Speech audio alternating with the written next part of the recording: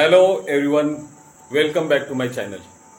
तो दोस्तों, आज मैं आपको दिखाना चाहता हूँ बानकोट गांव मैंगो बिजनेस के लिए तो फेमस है। रत्नागिरी जिले में बानकोट आ रहा है और ये बानकोट सागरी पुलिस स्टेशन है। ये पुलिस स्टेशन वेसवी गांव में है, लेकिन आज हम इस बानकोट सागरी पुलिस स्टेशन में आए हैं और आपको हम दिखाएंगे यहाँ पर सब मैंगो गार्डन्स वाले लोग क्यों आए, क्या वजह है।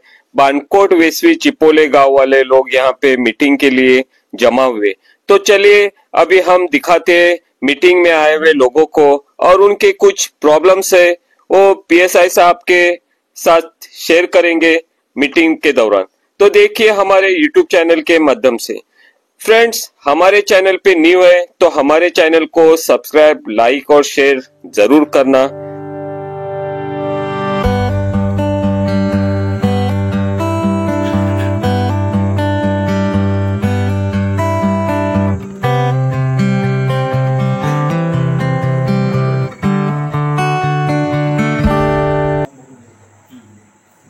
आपल्याकडे जे कामगार येणार आहेत बाहेरून 2-2.5 महिने झालेले आहेत।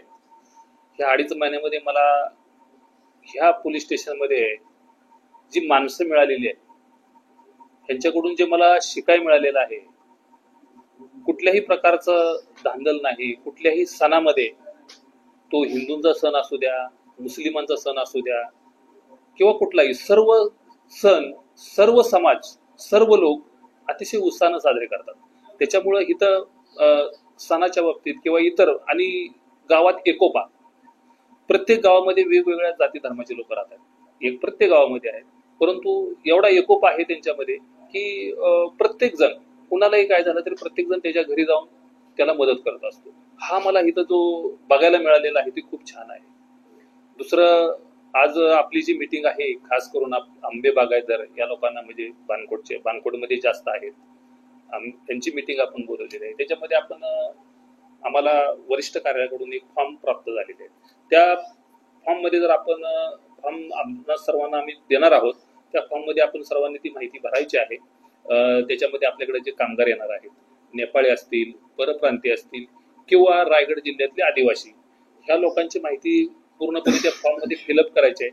त्याच्यामध्ये त्याचं नाव आहे, त्याच्या आईचं, वडिलांचं, त्याचे मोबाईल नंबर, त्याचं पूर्ण सविस्तर माहिती त्या फॉर्म मध्ये भरून घ्यायची आहे। त्याचा फोटो आहे, त्याची फिंगरप्रिंट आहे आणि हे भरल्यानंतर शासनाला, तुम्हाला आणि त्याला, म्हणजे जो भरणार आहे फॉर्म, हा तिघांनाही त्याचा फायदा होणार आहे। त्यासाठी हे फॉर्म सर्वांनी व्यवस्थित भरून घ्यायचे आहेत, जेणेकरून आपला सर्वांचा त्याच्यामध्ये सर्वांना त्याचा फायदा होईल।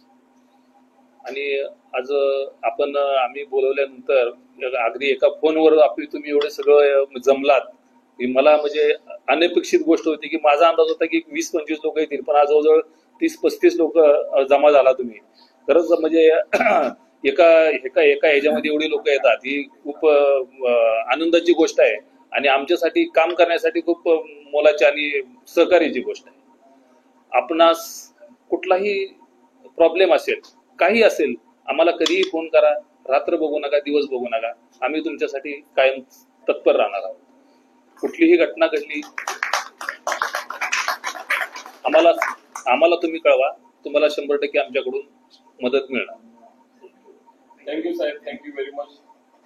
हमारे जाने माने बानकोट के मुश्ताक भाई मिलकर, चलिए वो अपने अंदाज में कुछ आपको बताएंगे गांव के बारे में, पुलिस स्टेशन के बारे में, और यहाँ पे जो लोग जमा हुए किस बारे में जमा हुए, किस वजह से यहाँ लोग आए, ये बताएंगे आपको। भाई अस्सलाम वालेकुम। वालेकुम अस्सलाम वरहमतुल्लाह। आज या बानकोट सागरी पोलीस ठाण्याचे प्रभारी सन्माननीय चव्हाण साहेब यांनी आज या सणानिमित्त आणि बागायतीमध्ये कामगारांच्या येणाऱ्या अडचणी या विषयासाठी सामूहिक चर्चा करण्यासाठी, मत जाणून घेण्यासाठी किंवा येणाऱ्या भविष्यातील अडचणीवर मात करण्यासाठी पोलिसांचा सहकार्य म्हणून साहेबांनी फार चांगलं पाऊल या ठिकाणी उचललेलं आहे। जी गेले अनेक वर्षापासून मी जवळजवळ 2 ते 3 या ठाण्याचे प्रभारी गेले, मी त्यांच्याकडे वेळोवेळी मागणी करत होतो की बागायतदारांना जी समस्या साहेब निर्माण होते, असे एक वर्ग आहे, आदिवासी वर्ग जास्त याच्यामध्ये समावेश केला जाते। जवळपास 1500 ते 2000 कुटुंब या बागायतदारामध्ये येतात आणि जवळजवळ एखाद्या गावाची लोकसंख्या एवढे लोक या ठिकाणी कामानिमित्त येत असतात आणि म्हणून त्यांच्या वागण्याच्या पद्धती वगैरे फार वेगळ्या असतात, त्यांचा राहणीमान फार वेगळा असतो आणि या बाबीवर यांना मालकांना देखील बागायतदारांना अनेक समस्या निर्माण होतात. आपल्या या पोलीस ठाण्याच्या हद्दीमध्ये गेल्या 2 वर्षामध्ये 2-3 समस्या माझ्यासमोर घडलेल्या आहेत आणि ते हाताळण्यामध्ये बराचसा वेळ गेला. लोकांचे काही गैरसमज पसरत असते तरी सुद्धा पोलीस ठाण्याच्या प्रभारीने त्यावेळेला ते आपल्या पद्धतीने हँडल करून व्यवस्थित अगदी त्याच्यातनं मार्ग काढला, जेणेकरून बागायतदाराला कोणताही त्रास झालेला नाही. त्याबद्दल मी पोलीस ठाण्याचे गेलेले सुद्धा लोक, माझी आणि तुमचे सुद्धा पंचक्रोशीच्या वतीने विशेष या ठिकाणी आभार व्यक्त करतो. दुसरा सर विषय असा आहे की जे बाहेरचे लोक जे येतात आहेत ते आता थोडेसे व्यसन करणारे लोक असतात. बागायतदार जे फवारणीसाठी आपले औषधं वगैरे घेऊन जात असतात त्याचं देखील यांच्या रागामध्ये ते सेवन केलं जाते. थोडंसं मी बागायतदारांनी देखील विनंती करेन की आपल्याला माहिती आहे की जे कुटुंब, जे वर्कर, जे लेबर आपण आणतो हे पिना खाणारा वर्ग आहे, तरी सुद्धा या भागामध्ये अशा कुठला प्रकार घडू नये ज्याच्याकडनं आपण फवारणीचे जे औषध वगैरे असेल तर तुमचं काम पूर्ण झाल्यानंतर ते तिथे कृपया ठेवू नये. दुसरी गोष्ट माझी आणखी एक विनंती आहे की आपण जे फवारणी केल्यानंतर जे काय बॉक्स वगैरे असतात, बॉटल्स असतात, तिथेच फेकले जातात. हे विषारी औषध असते, त्याच्यामुळे ढोरागुरांनी सुद्धा जर त्याचा जर का खाद्य म्हणून वापर जर केला किंवा खाल्ले तर ते सुद्धा दगावतात. प्लास्टिकमध्ये ज्या गोष्टी असतात, प्लास्टिकमध्ये एखादा जर दुर्गंधी असेल किंवा अन्य काही गोष्टी खाण्याच्या गोष्टी असतील ते सुद्धा खाल्ल्याने गुरांना देखील मोठमोठे आजार होतात, त्यांना मृत्यू सारख्या याला मुकावं लागते. आणि म्हणून एक विनंती आहे तुम्हाला की या भागातल्या लोकांसाठी तुम्ही जो पाऊल उचललाय त्याच्यावर मी खरोखरच तुमचे पुन्हा एकदा मनापासून या ठिकाणी आभार व्यक्त करतो. सर, तुम्ही एक गोष्ट निश्चित सांगितलं की मशिदीच्या समोरील जे शुक्रवारचा हा नियम आहेच, तुमच्याकडे परिपत्रक वगैरे असतीलच, परंतु थोडासा माझी एक तुम्हाला विनंती आहे की ज्या वेळेला अशा गोष्टी ज्यावेळेला नवीन निर्माण होतात तेव्हा एखादा यासाठी नवीन बाब का निर्माण झाले ही साशंकता निर्माण होते आणि त्याच्यातून गैरसमज पसरू नये. ज्या वेळेला मी पाहिला त्याच्यानंतर तुमचं माझं बोलणं झालं आणि तुम्ही त्याचा निश्चितपणाने मार्ग काढला, त्याबद्दल तर मी मनापासून तुमचे विषय या ठिकाणी आभार व्यक्त करतो की ह्या गोष्टीची थोडीशी चर्चा व्हायला हवी. कारण कसं असते, एखादी बोलावर किंवा एखाद्या स्टॉपवर, एखाद्या सलून, हॉटेलमध्ये अशा चर्चा होऊन त्याला जास्त ते वेगाने पसरत असतात.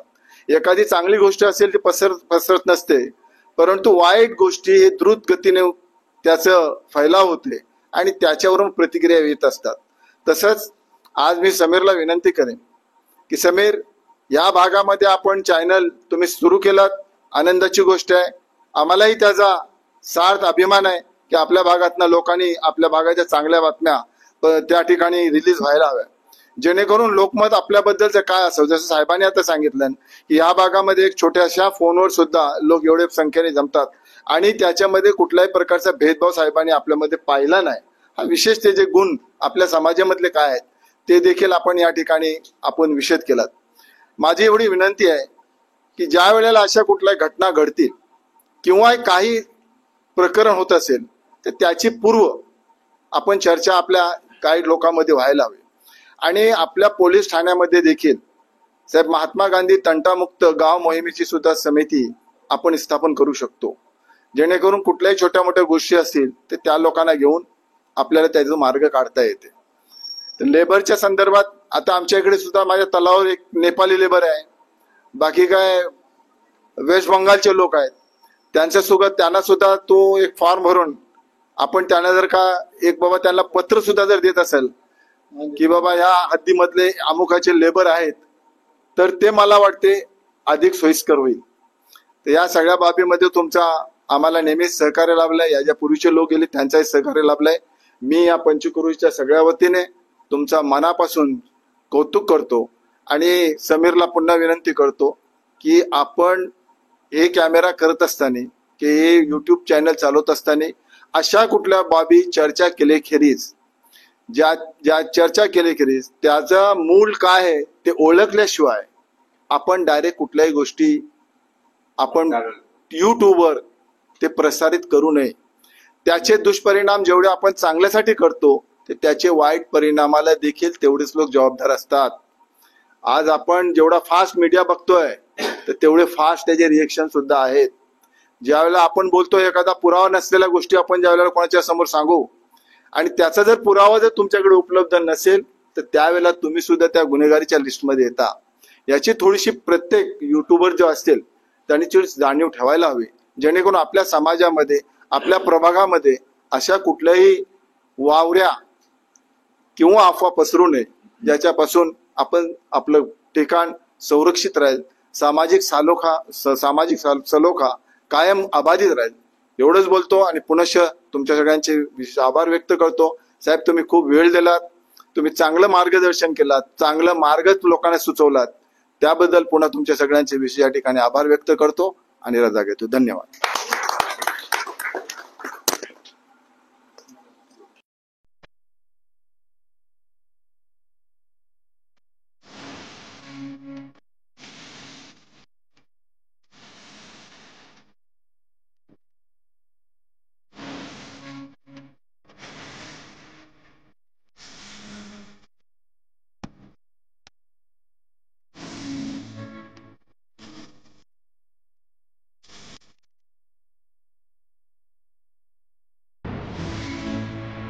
ये हमारे रशीद भाई लांबे और उनके बाजू में सिकंदर भाई जुड़ा फ्रॉम चिपोले. तो चलिए अभी इनसे मिलते हैं. अस्सलाम वालेकुम. वालेकुम सलाम. कैसे हो? खैरियत? दुआ है. ऐसा फरमाइए. फरमाइए कि क्या खैरियत से आपने चैनल लिया, बहुत खुशी की बात है. देखते हैं हमारा चैनल, देखते हैं. इंशाल्लाह. खाली देखने का काम मत करो, हमारे चैनल को सब्सक्राइब, लाइक और शेयर जरूर करना. ज्यादा से ज्यादा शेयर करो, मुझे भी वीडियो बनाने में मजा आएगी और आप लोगों का सपोर्ट चाहिए. अल्हम्दुलिल्लाह माशाल्लाह बहुत आप लोगों का सपोर्ट है, बहुत खुशी होती है. ऐसे हमेशा मेरे चैनल को ने बहुत सारा प्यार दिया, इसलिए हमेशा प्यार रखना और ज्यादा से ज्यादा शेयर करना. सिकंदर भाई खैरियत है? अस्सलाम वालेकुम वरहमतुल्लाहि. वालेकुम अस्सलाम वरहमतुल्लाहि वबरकातुहू. ये हमारे हैं मियान भाई उनरे, मिले इनसे मियान भाई से. मियान भाई कैसे? खैरियत है? अल्हम्दुलिल्लाह. अच्छा, ये पुलिस स्टेशन में क्यों आए आप आज? आज बुलाए थे ना साहब ने मीटिंग के लिए. हाँ, तो देखिए अभी मियान भाई भी अभी आए. ये हमारे कैमरा में मतलब बाद में नहीं दिखाई दे रहे थे, अभी आए तो हमने इनको भी देख लिए. अल्हम्दुलिल्लाह हमारे वीडियो में जो भी आता है और मैं ज्यादातर सब लोगों को दिखाने की कोशिश करता हूँ अपने वीडियो के माध्यम से. ठीक है, थैंक यू मियान भाई. Thank you. फ्रेंड्स, तो आपने देख लिए यहाँ के लोग कितने अच्छे हैं. मुश्ताक भाई का आपने भाषण सुना और हमारे साहब जो पीएसआई है उन्होंने भी कुछ बोले. आपने हमारे यूट्यूब चैनल के जरिए सुने, तो आपको हमारा ये वीडियो कैसे लगा जरूर कमेंट करके बताना. तो ठीक है, अब इजाजत चाहता हूँ. अपने दुआओं में याद रखना. अल्लाह हाफिज.